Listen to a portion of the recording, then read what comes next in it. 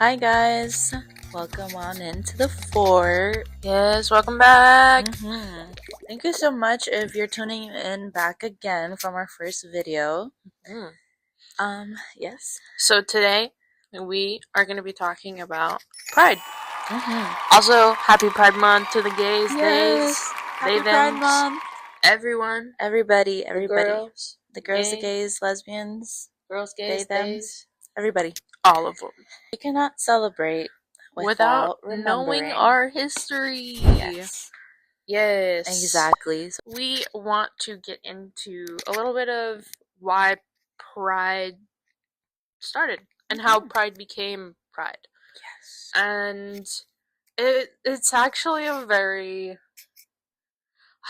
I guess, touching subject because it kind of touches base to what our community is going through right now. And I personally never really did any research before this. But just going through and researching the subjects kind of like broke my heart a little bit. Oh yeah. And like, I won't lie to you, I cried a little bit as I was reading We both cried. What happened and how it started. And it's very emotional, and I'm very sad that it's not more normalized, that it's not talked about. And literally gives me chills. It's very heartbreaking. Like, it's powerful, but it's so powerful because it breaks your heart hearing the stories and how people fought and how courageous they were, brave to finally step up and not feel like they're gonna be backed down. And yeah, they fought really strong. And this happened in New York, where I'm from, and it is very touching that, like, it happened there where I was, raised. It's just very intense reading about everything that happened and the people that were involved and names that should never be forgotten. yeah. So we want to kind of give a little backstory. So essentially, Pride started out as a lot of historical events in this country, sadly, has started out with some violence, and rightfully so, to an extent of these people were being berated and essentially lynched, and they were mistreated by the police. And it's just kind of like looking back at this and reading, you can see similarities of what we're going through now as a community and just the US as a general. Yeah. But I mean, we all know what's going on. Rights are being removed. Everything is, not everything. A lot of things are going back in track, or back in time, sorry, and it's very unfortunate how things are going. But with that being said, I also feel like there's a lot to learn from people back then who fought, and we need to be that uprising and find that strength within us. And I know that so many people are out there already fighting the good fight, and it's so appreciated, and it needs to get to the point where our voices are gonna be heard no matter what. Like, it cannot be shut down. Yeah, heard, listened to, and taken action by those voices. Yes. So, I guess to start off, Pride essentially started with a riot. And the riot started because of police brutality. At that time, there existed an outdated, I guess they called it masqueraded or cross-dressing law, that suggested that a man or woman must be wearing a certain number of clothing items that matched their gender on their state-issued ID. How silly is that? How fucking ridiculous. Like, clothes did not have a gender. That is another thing. Yes, yes. Clothes do not have a gender. Mm-mm. So, but essentially, this law allowed police to arrest anyone that they deemed was not that that wasn't like dressed properly. Yeah. So if you were to have a butch back then, or like a dyke that had short hair, wore men's clothing, like that was like an automatic arrest. And this was back in 1969. So Like, not that far back. it literally was a little over 50 years ago. But it's so sad to think that it was not over 100 years ago, and that we're going back to those values. But I digress. The police took advantage of these laws to raid drinking establishments and arrest transgender people and gender nonconforming individuals. With no respect, no conscience for what was going to happen to those people. It was not like this was something well taken care of. No. People were hurt in the process, physically, emotionally, and mentally. It takes a big curveball, and that's why it got to the point of them being at underground clubs, and they would, gay people, queer people would, I guess, in a sense, hide out there and finally feel like they can actually express themselves. And the simplest thing of just wearing clothes that aren't what their gender is supposed to be. So essentially, how this started was, there was obviously tensions before this actual date, but June 28th, 1969, the police raided the Stonewall Inn, which is in Manhattan, New York. They had raided that place many times before this actual incident. So when this happened, when they raided it this time, the patrons fought back.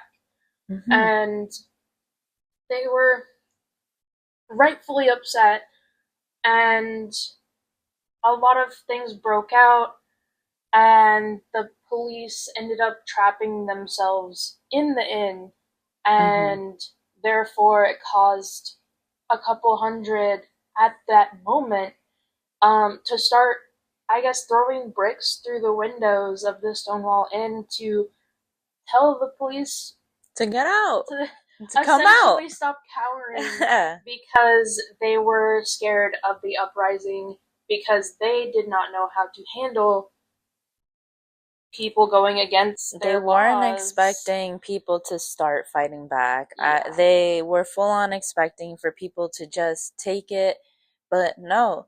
People get tired, and they were pushed and pushed and pushed till they were no more able to be pushed, and it got to the point where, sadly, if people don't listen to words, they will listen to violence.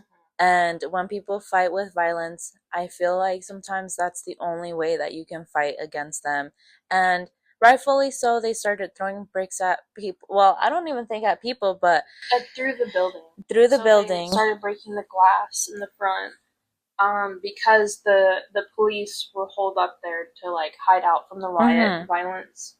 But so the riot started off with a couple hundred, and after, I think it lasted for a couple of days, but it quickly turned into thousands of people marching in the street, rioting, reclaiming their narratives to being gay, and that being queer was nothing to be ashamed of and not illegal. So essentially, the Stonewall riots of 1969 was for people to fight against injustices, and therefore started a path of queer civil rights in the US. And that is where why we claim June to be Pride Month, is because these people, these brave people, were fighting against authority that were telling them they can't be who they are because they found it repulsing, wrong, shameful, however you want to see it. Like, these people back in the day had the guts to stand up to authority and say no, like fuck you. Yeah. I'm I'm gonna queer as fuck. fight. Like Yeah. I'm here and I'm queer and I'm proud. yeah. So it took a while for it to be normalized. But the next year, June 1970, was the first parade or remembrance celebration of what was bravely stood up for in the Stonewall Mm-hmm. riots. Yeah. So that essentially 1970 marked the first It was a not real official, first, I yeah, would like say. not official parade, but official remembrance Mm-hmm. of that day and what people fought for because it sparked just people fighting for civil rights within our country Mm-hmm. for queer people to make it like a safer space for us. And I know I appreciate all of what was done during that time, and I like like I said, reading and learning this without knowing, because I mean, it when I first started going to like Pride stuff and when I first knew about it, it was kind of just a celebration and everyone was Mm-hmm. being queer and happy together, and it was a time to celebrate your uniqueness as a like a queer individual. Yeah. Um, and I never really knew or asked why. And that we have so much to thank for. So the camera cut off, but like I was saying, these beautiful people fought so strongly for us to be open about ourselves and show our love in front of people and not be shamed. Yeah. And if there are people that want to say anything, it is whatever because we're not going to change. We're here, and no matter what people think, anyone who's out there that are dealing with stressful situations and people that aren't supporting them, I just want you to know that there is such a big community that supports you and loves you for who you are, no matter who you love and how you want to express yourself. Like, we love you and Yeah. we accept you fully. So it's a very touching subject, and I kind of want to talk a little bit about Marsha P. Johnson, because I feel like she was a very big part of a lot of like the activism back in the 70s, just regarding LGBTQ rights and everything. Um, but I just want to say this is something we're still fighting for, and Mm-hmm. I am just it's kind of like an eye opener with doing this research that they kind of gave us a foot in the door of they let us have this moment to express ourselves and to almost kind of show what like queer pride is. Mm-hmm. And now that like we have rights under attack again, it's very much a heartfelt kind of feeling of we can work to get back to that point of where we're going to have more acceptance. We can still create and build a community because it's not just a handful of us. Like, there's hundreds of thousands of queer people throughout the country. And I just would like to say now that I am so proud of all of you Mm-hmm. and Yeah. that you're loved no matter what. Like, Mm-hmm. even if it's not by the people that should be loving you, like there's always gonna be someone within our community that will undoubtedly, unshamefully say, I love you. Yeah. And that's why a lot of people have chosen families, and it's very tough. Because sometimes all we want is that support from those people who either birthed us or are our own blood. Um, and it's very tough when it's all.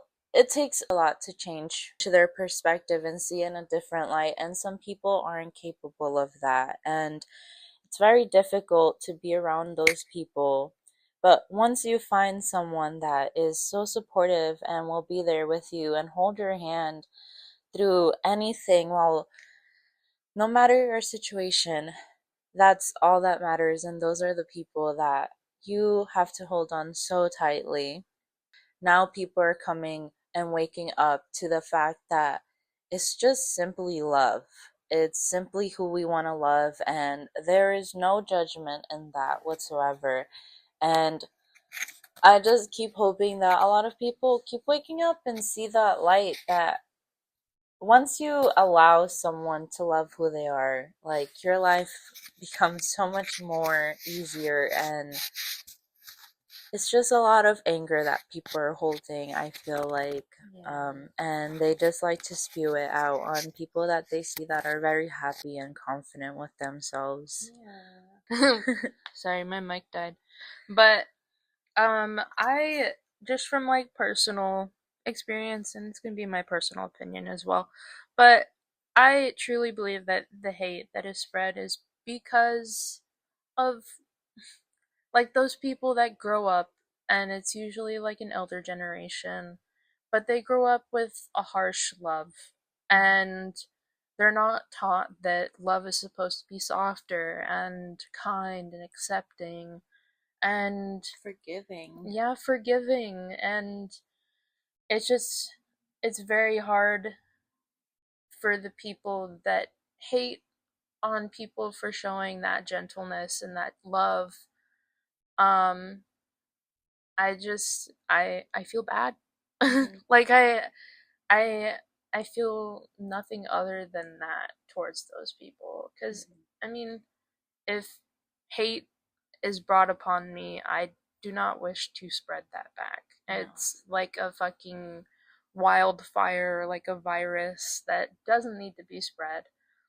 So it can only gets bigger over time, and it's not the best. we switch to Yes, talking Marsha. about Marsha P. Johnson. We will put a picture up to show how beautiful she was. Yes.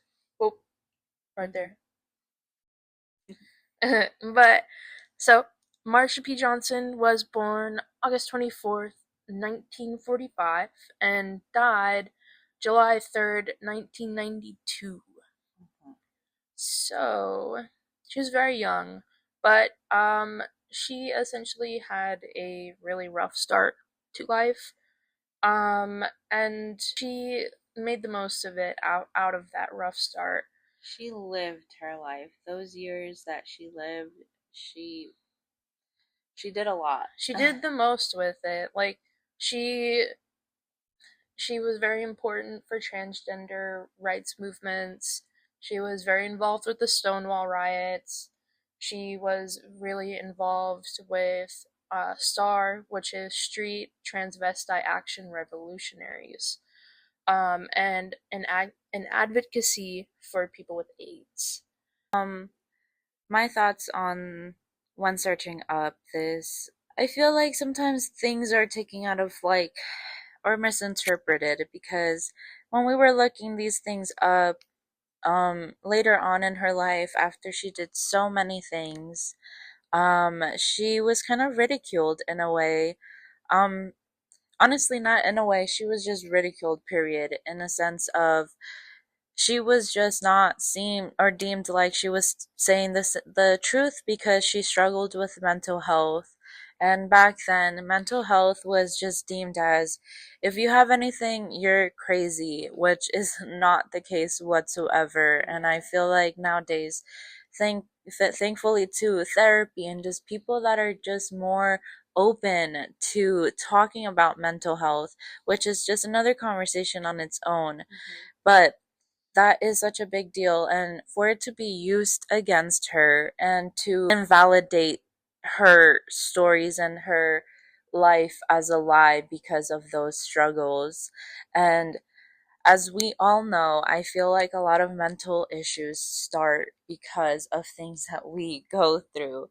Trauma is it's very big and it wires a lot of things in our brains and makes us think differently.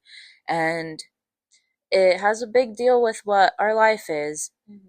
So it I really found that disheartening and heartbreaking when looking through this and searching up and researching that sometimes, things were like, well, maybe it wasn't so credible because she, after all, did have mental health problems.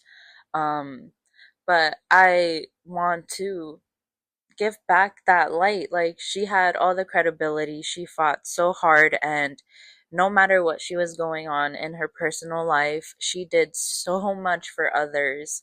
And all the people that also helped her, when looking it up, I saw that a lot of people housed her, and it was just, she had a lot of rough patches in her life. And I can only hope that somewhere out there she knows that she saved so many lives as well.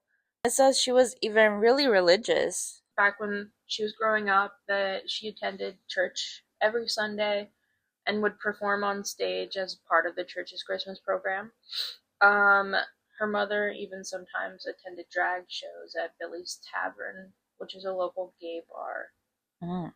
But like she had a rough childhood growing up, and she started wearing clothes like women's clothing for the first time at 5 years old against her mom's wishes. But despite that, like she temporarily stopped, but it was truly what she felt on the inside, that she just wanted Yeah. to dress how she felt on the inside. Mm-hmm. So she eventually started putting advocacy towards just being able to feel more comfortable in your skin.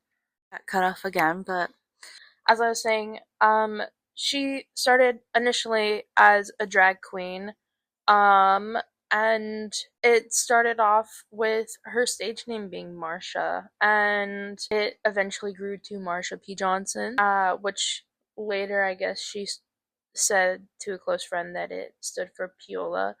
Um, so she regularly incorporated dresses, high heels, robes, stockings, and wigs into her presentation. But while she was working in drag, I think at some point she just started wearing women's clothing full time. Yeah. And that was about 1969, which is when the Stonewall riots happened. So at that point, she started undergoing feminizing hormone therapy. And after that, that is when she became a woman. a woman. She was a woman. Yeah. Yeah, that's how she felt, and that's who she was.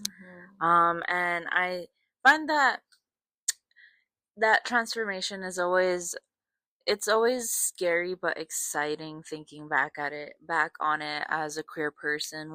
Once we first start like playing around with clothing and our hairstyles and switching it up, and when we first do it, it's so scary. We don't feel like maybe ourselves, but once we're really in it, it's like, okay, this is me. And then going to, oh my god, this is a little bit scary, to, this is exactly where I'm supposed to be.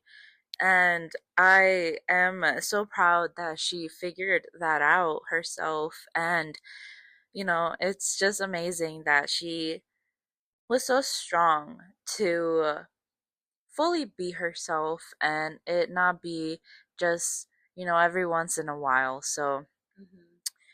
it's really amazing. And I'm proud of everybody who goes through that as well. That's a big, big step for everybody in like your queer journey, figuring out who you are and what you like. Yeah. I mean, we just had a conversation yesterday about like the journey of me cutting my hair. Mm-hmm. Which was really like I never really looked back at it. And just to see how I started off with shorter and shorter hair, and then I finally got to shaving the sides of my head, but my hair was still pretty long down to like the center of my back. And I was always so scared to cut it because I was scared of like what people would think when they saw me, or they would call me names. Like I was scared of that. and I finally got it down to a little bit longer than this. Um, but my goal was to eventually shave my head. I wanted to shave my head and I was always so scared to do so. And it took a coworker saying, "You always talk about it but you never do it. Like, I dare you." So I went home that night and shaved my head. And she did And I showed up the next day and I was like, I did it.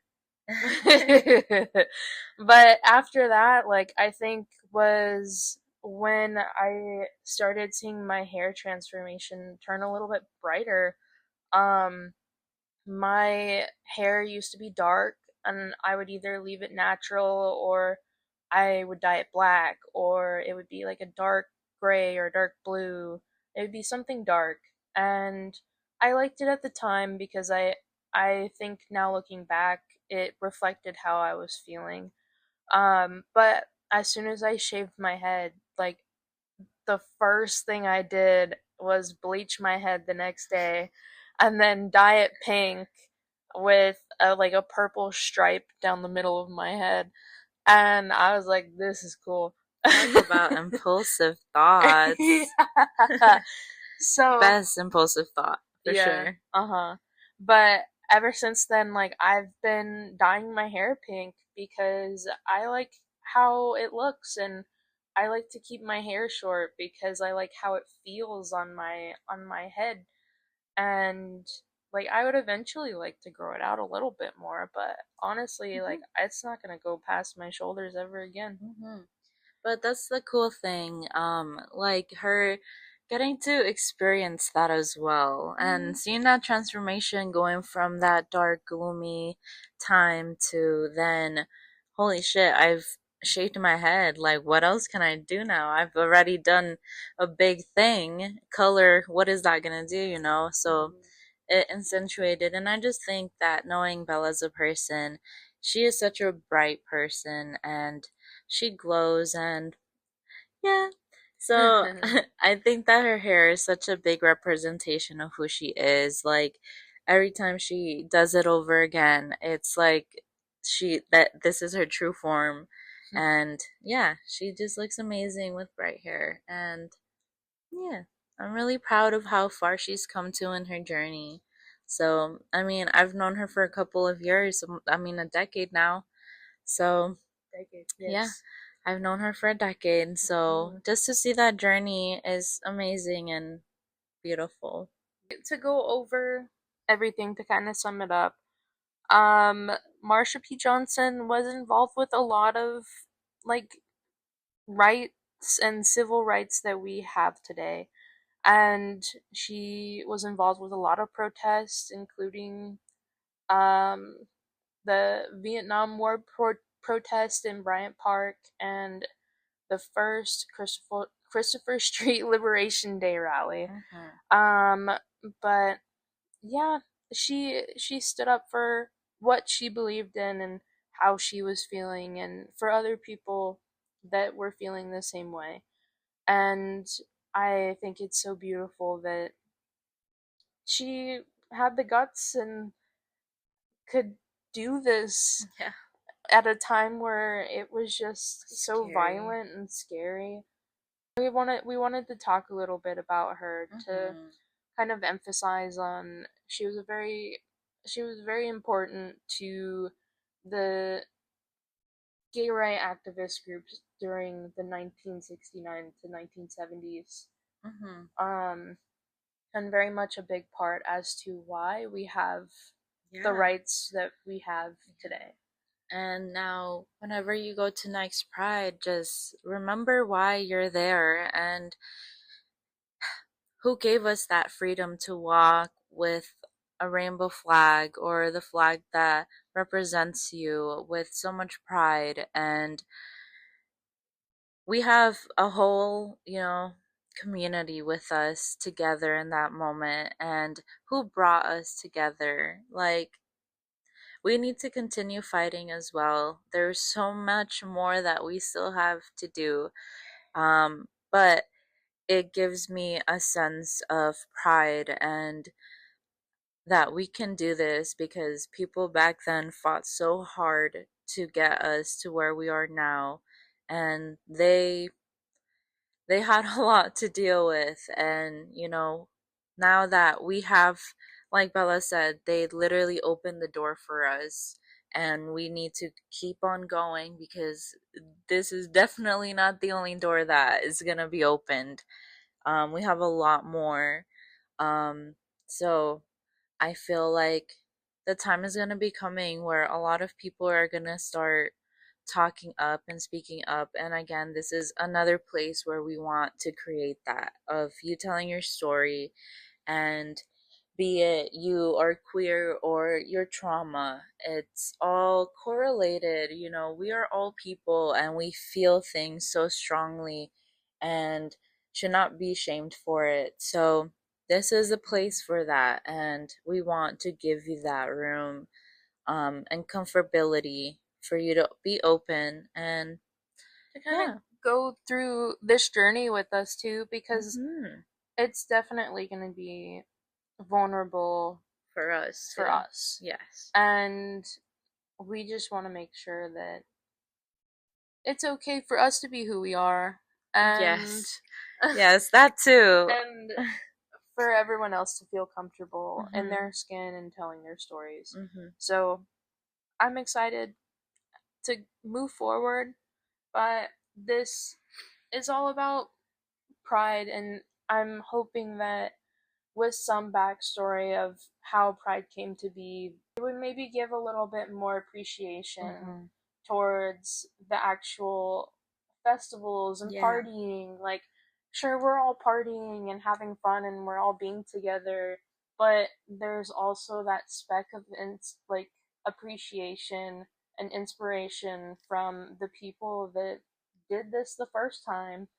And it's so special that we get to continue to have this month to ourselves and to still celebrate in the way that we're celebrating together, and it's creating a community, and it's creating attention to things that need to be brought attention to within our community, like AIDS, HIV, all of that. All those things are still so very important. Yeah, so it's very much a special moment in time and in the year of where we can kind of put aside the stigmatism of being gay and what that means and all of that, or anything that falls under the LGBTQ plus community. And it's kind of just like, well, we're all here, so let's grab a drink or something, or let's dance, or let's just have a conversation. And it's so beautiful that that gets to happen every year. And no matter what, like, if, because I know, I think the Long Beach Pride Parade, which is where I'm from, LBC represent, but it didn't end up happening, but they wanted like the Pride Parade to still exist, so they did it in their own way this year, which is very special. But yeah. Interesting. I didn't know that. Yeah, I guess they didn't get the permits in time. Oh yes, you did tell me that. To close off the streets for the actual parade. That might be a conspiracy theory, but yeah. I mean, the WeHo one still went. So that's the one in LA, West Hollywood. To wrap it up, that's kind of our Pride episode. So all we can say is Happy Pride Month. Yes. We love you. Thank you so much for tuning in, and this is just touching the surface of everything that's going on. Like, there's still so much going on right now. But since it's Pride Month, just a little bit of history. Yeah. But thank you so much, guys, for watching and tuning in. And again, if you came back from our introduction video, we appreciate you so much. Can't wait to see you in the next episode. Yeah. And I guess our kitty wanted to show up at the very last second. Yeah. But thank you so much for tuning in. Yeah, see you next time.